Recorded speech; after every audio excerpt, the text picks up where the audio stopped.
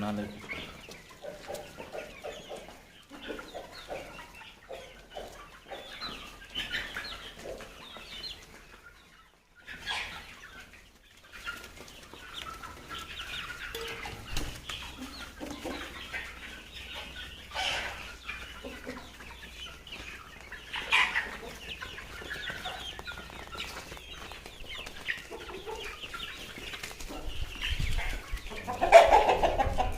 ଘାସ ଦିଆଯାଇଛି।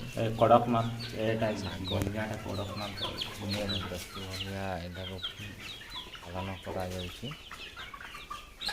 ଗହମ ଦାନା ଶାଗ ଦିଆଯାଉଛି।